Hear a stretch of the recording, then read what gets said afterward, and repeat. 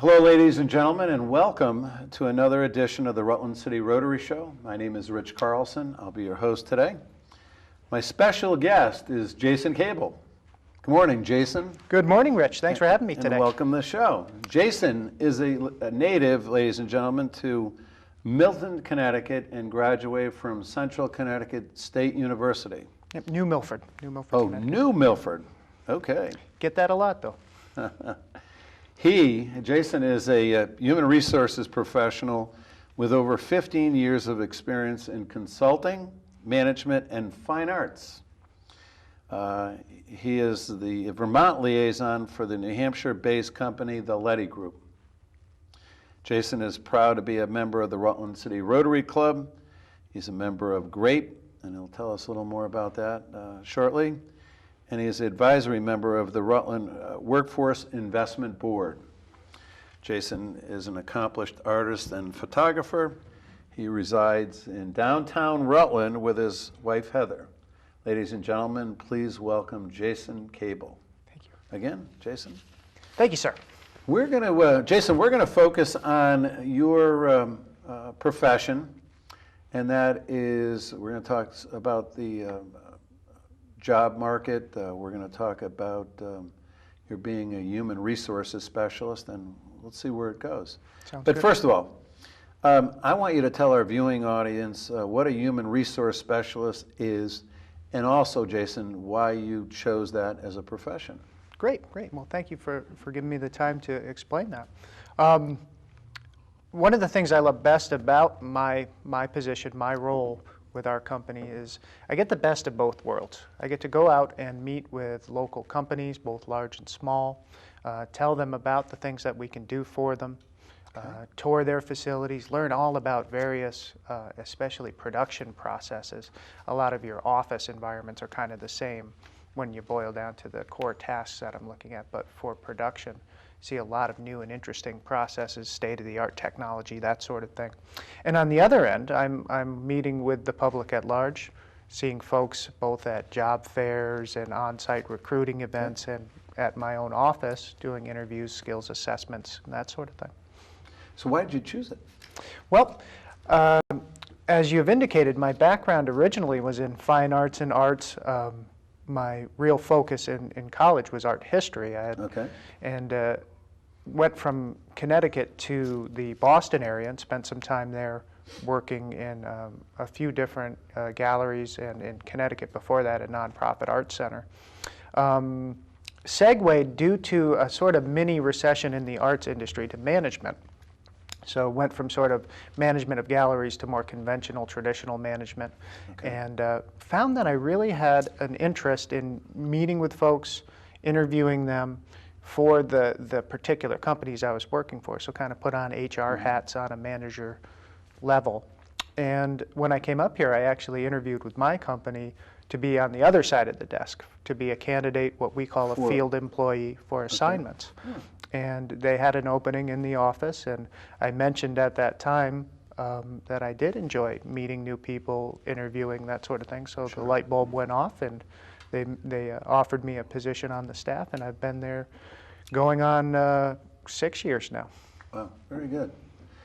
As you probably are aware of, Jason, the Rutland County has the highest unemployment rate in the state of Vermont. Do you see any improvement with that? I absolutely do. I'm really happy that I can report some positive feedback, and in particular, I would say the past 3 months. What I've seen is an uptick in my smaller companies, which is surprising to a lot of people, but they're folks that really pared down to their core operations and are now bouncing back, I'm happy to say, and tentatively reaching out. What I'm seeing a lot of is companies bringing folks on, being upfront about sort of the uncertainty of the overall length of their need for these new people, but hoping that things will improve enough that they can start replenishing their core numbers once again. Excellent. We're going to take a question from a member of the viewing audience, and I'm going to read this. It's kind of lengthy, so bear with me. Sure. This person writes, in the uncertain economic environment where employers are hesitant to add to their workforce until there is an absolute need, They want you to, they're asking you, Jason, do you find that there are any, they're using different or creative compensation techniques to either minimize their risk or to optimize the results of a new hire? So I guess the question is, are the paradigms of hiring and the way they do things, are they changing and that kind of thing? And if so, what way?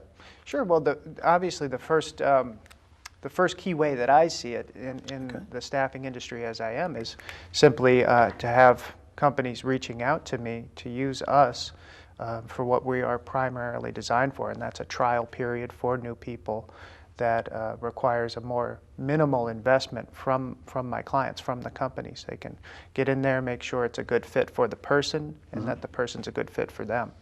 In addition to that, I see a lot of non-traditional scheduling options being more popular right now. So, what does that mean? Like a flexible schedule. So if a person is able to work 40 hours a week, it doesn't necessarily have to be an 8 to 5 40 hours. They can do 9 hours one day, 7 the next, as long as it's within a general operational parameter. Now, why would something like that happen? I mean, is it like someone at home and caring for a family, and those are the hours they could work? Sure, yeah. A lot of the flexible scheduling options will help out with your secondary income earners for the household. So the primary person's on a fixed schedule, and perhaps the secondary person's at home taking care of the kids. Okay. So there might be like a 2-hour window on a given day of the week where they have some soccer practice, something like that. Sure. Clients are more flexible at this time anyway. Some of the companies I work with are more flexible about accommodating those. Now, this isn't a scripted question, but you know, I heard along the way that there is a generation of young adults coming up into the labor force, the market, where they dictate when they want to work, how they want to dress, and it's kind of like all about them. Have you seen any of that surface? I do. I see it definitely. A certain demographic. Not all of the people of a certain age group that I see are representative completely, but I do see some younger people that don't have that uniformity that you would traditionally see in prior generations of applicants, where to kind of bring home the dress code aspects. Really? Okay. But part of that is that there are some new and fast-thinking companies where they are trying to appeal to that sort of new person to try to make them see work as sort of a home away from home. I talked to some folks at a software company in Burlington not too long ago where very relaxed dress code, the people sort of come and go as they need to, but given that they're programmers and so they're not doing necessarily a lot of one-on-one interaction during the business day, it works for them, so they can kind of scoop up that younger, less reactive type candidate.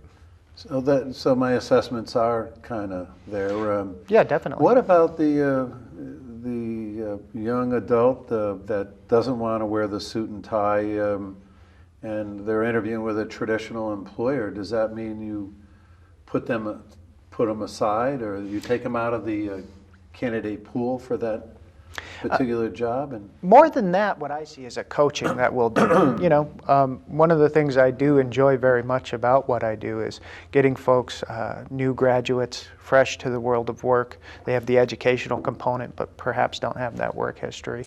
And I'm able to speak with them and say, well, this is a very traditional employer in terms of their culture. So for your first interview, you may want to wear a suit. You may want to try this, and put out those kind of constructive suggestions. Interesting. And coming from a more sort of neutral aspect instead of you're going to wear a suit. It's me just kind of suggesting it, and they take to that often. In an influential way. Sure. Excellent. I'm going to go with another question. Sure. Everyone who is fortunate enough to have a job today probably recognizes that fact. Therefore, it is logical and factual that they will be willing to go the extra mile to do a better job.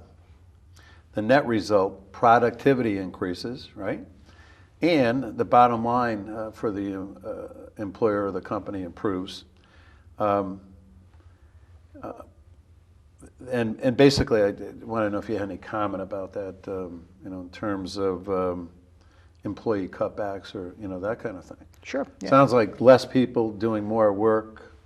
Yeah, I think an inadvertent result, and a strangely positive result from all the economic upheaval, when companies are forced to downsize, are forced to restructure, while certainly every person that they have had to lay off or let go does not necessarily reflect negatively on those people, it is a positive reflection on the people they keep. You see who your real tried and true A-game performers are, is how I would put that. Okay.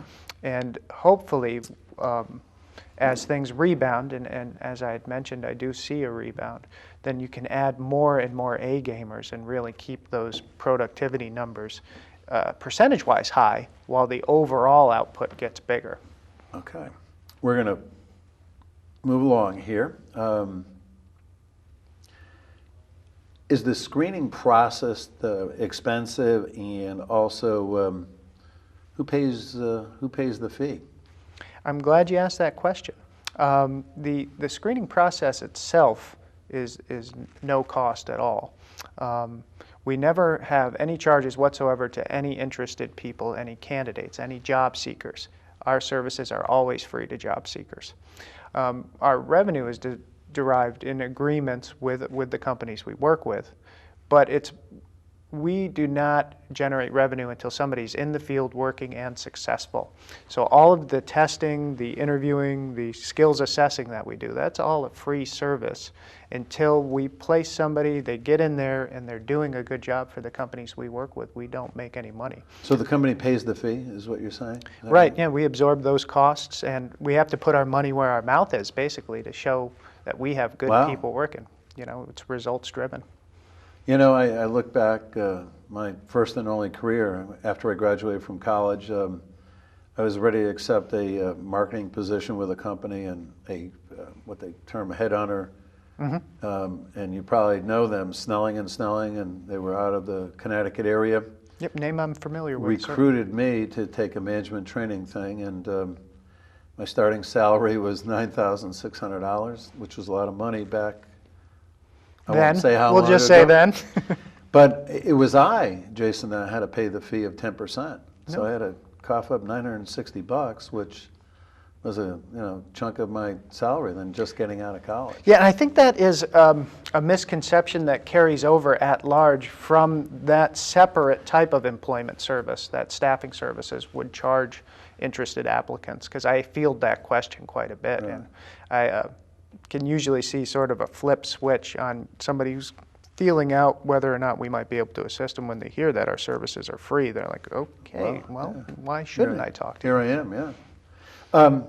In this economy, are employers using your services more or less these days? I believe that in this economy, what we're seeing more of is folks realizing the potential of an investment through us, so that smaller companies in particular are realizing that they can bring somebody on board through our services, sort of determine if it's the right fit, as I said, both from a pure skill set aspect and as well as a cultural fit, make sure that it's a good fit for their team, and at that point make a decision about what the future would hold for that person. So especially for smaller local mom and pop type companies, to use just a basic phrase, we're definitely a great resource at this time. That was the next question I was going to ask you, who in fact would use your services. So yeah, definitely during this time, that's one key aspect that comes to the front, but I'm happy to say that in being a full service staffing and HR consulting company, we work with all types of companies, manufacturing, administrative, healthcare, and we do both long-term, short-term, full-time, part-time, every kind of staffing you can think of, and various consulting services as well. We're going to begin on another segment of our interview, and that is the resume. Mm-hmm. Can you give our viewers, Jason, some tips on what key components you would use to construct a great resume? Absolutely. One of the things that I'm fortunate to do, once again through my position, is speak to job seekers and do job search workshops. I'll do them. I've done at least one for the folks at Brock. I've done a few in coordination with the folks at the Department of Labor. And resume, skills, structures, et cetera, are a key part of that. The main points that I would stress most strongly would be to keep it concise, keep it definitely accurate and thorough, but you want to limit your resume to a page to 2 pages if you can. Okay. And that does not mean you have to cut out your experience, but you want to focus on the relevant and recent and keep key points. So don't take too much time to talk about each job if you have several. Obviously, if you're newer to the world of work, you can expound in a little more detail because you're going to have less entries. Another thing that I like to mention to folks when they ask me about resumes is when you put in an objective, you can be gambling.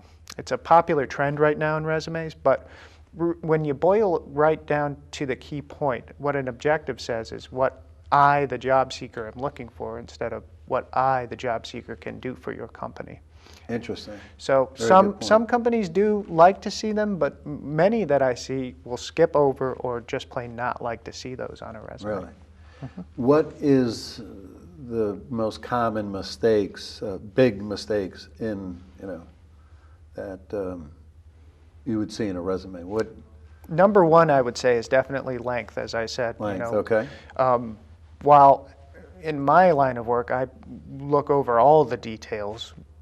When I'm doing my submissions to my clients, when I'm sending information to my companies, they don't want to see a 7-page resume, even if the information on that resume is all very good stuff. Yeah.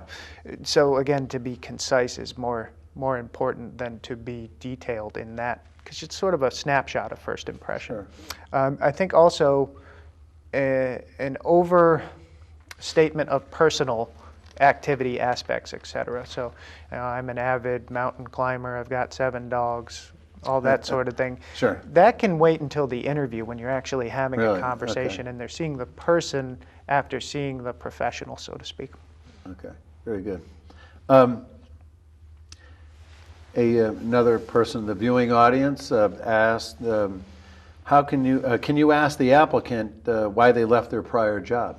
Mm-hmm. You can. Yeah, absolutely. Okay. We that is a standard part of our standard application. We are definitely looking for the reasons for departure and for the level of professionalism that was exhibited in that departure. So did the person leave with proper notice? Did they have good grounds for moving on? That sort of thing. Okay. We can't guarantee that everybody will tell us the truth, of course, but that's another story. We're going to get to, I have a question about that. All right. What content in a resume is definitely going to end that resume in the burn pile? Again, I think an overemphasis on what the person wants is generally not recommended. So I'm looking for a challenging environment where I can take Tuesdays off and I. You don't want to see too much of that. You want them to have it about fulfilling the employer's need, what they can do for the employer. Exactly. Is that correct? Yeah, it's like a sales pitch for yourself. Sure, I got it. What is the incidence of untruthfulness on resumes today?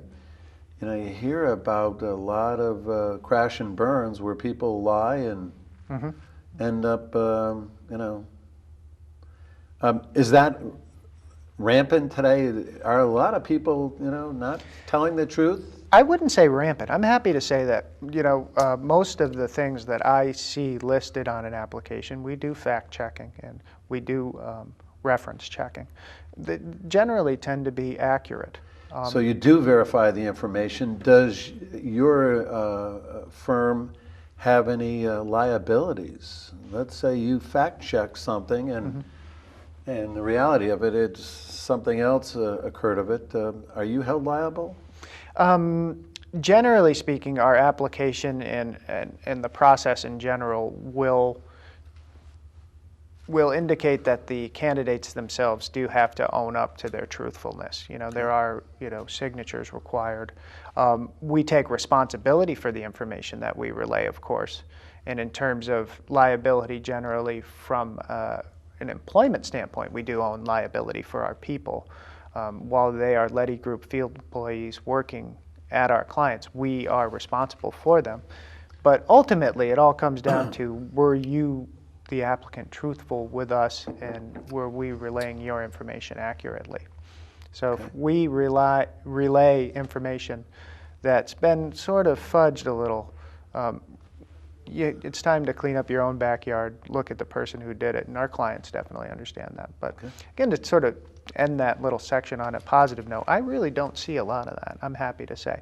What I'll see more of is a lack of clarity. So I have to kind of get in there, and when someone says they left a position for personal reasons, what does that mean? And just kind of get a more clearer understanding. And sometimes it involves an educational component to say with somebody, well, there's a difference between being laid off from a position and being fired, for example. Some folks that I see on a daily basis don't understand that until we kind of get into those trenches with them and explain it for them. You know, we're really running out of time already. I'm going to try to rapid fire some questions just to see if I could sneak it all in. Sure. And we'll kind of just keep it short. Got it. You know, and this one does, you can expand on this one, but someone asked, why does discrimination with seniors age 55, 65, why does it happen in the workforce? I think generally it comes from a place of companies trying to protect themselves and protect the people that they have working for them in terms of especially physical demands of work. But I will say that we are an equal opportunity employer ourselves, and we work with folks of all age ranges. You would think at their age level they would have a lot of experience. Definitely. So why are they kind of put to the curb, or, you know? Well, it's hard for me to say because we don't do that. Yeah, but you put yourself in the mindset of an employer. Again, what I think is it's a sort of overly conservative viewpoint in terms of the demands of work. And this is all theoretical, but if they see someone with a good deal of experience, they may think this person is not looking for that overtime type commitment. They're looking for a time on the job, working the full scheduled time and nothing beyond that. Okay. And that's one of the misconceptions that we will often work to clarify. Okay. Moving along, how does an employment candidate stand out amongst his or her competition? I mean, what? To me, this does touch back on the cultural aspects we were talking about earlier. When I see someone who brings the best of the old and the new to my office, let's say a new graduate who has those more old-fashioned work ethics, that to me is what stands out. Also, a way to be professional but somewhat unique is always an interesting candidate to see, one that you log away. Meaning what? I'll give you a fine example of it. We once received a resume from a candidate, and enclosed in the envelope with the resume was an instant packet of coffee. So the cover letter said, hey, let me buy you a cup of coffee. My name is so-and-so, and I'm looking for work. And we talked about that for weeks and weeks. And as you can see, it's still stuck with me today. So it was perfectly on the line between being creative and still being professional. You know, and if you can find out something like that, it's going to help you. That is pretty interesting. Let me buy a cup of coffee. So the creativity piece. Here's another question. I want you to rate 3 or 4 attributes in the order of importance to you. Sure.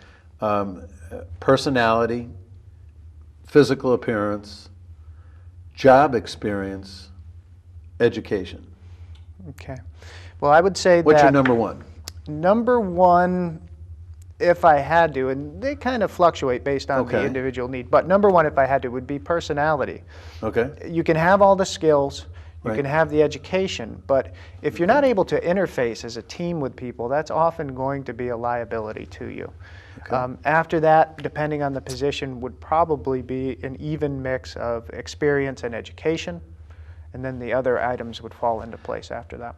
All right. There's an old cliche, it's your attitude, not aptitude, that measures your altitude, how far and how you go in life. You subscribe to that? Is that what you're saying? I would say first impression-wise especially, that is a key component. So personality, number one, And then you said experience, job experience, number 2? Experience and education are kind of seesawing for 2 and 3. Okay, 2, is how 3. I'd put it. And then the last part of it is appearance? Sure, and you do want to make a polished first impression once Right. again, especially, but when you get into aspects of appearance, the industry, the type of work, et cetera, become more and more qualifying. The last question in this segment is, will computers evaluate and score job applicants in the future? That's an interesting question, and my answer is that I hope not completely. I hope there's always a certain personal interaction because most jobs involve working with other people. But I do think that technology has already played a large role in altering work searches. I know that certain companies are almost completely automated in terms of your initial application process. We're not like that. You get in and speak with somebody immediately with us, but some companies, it's all automated, and my concern with that is if somebody isn't techno-savvy and it's not a technical job, then they could be sort of ruled out for something that they would be a great fit for lack of knowing how to use these technological vehicles. Is there one special skill set that crops up, has a common theme in any kind of work out there that's available? I would say, in particular for administrative work at least, communication skills are a key. It doesn't matter if you are an administrative assistant who's sort of entry level, all the way up the chain of command to management. You need to talk to people, whether you're talking to people up the ladder, talking to people down the ladder, you need to get in there and communicate clearly and professionally. Okay. We're going to end this segment. I want to talk a few minutes about Rotary.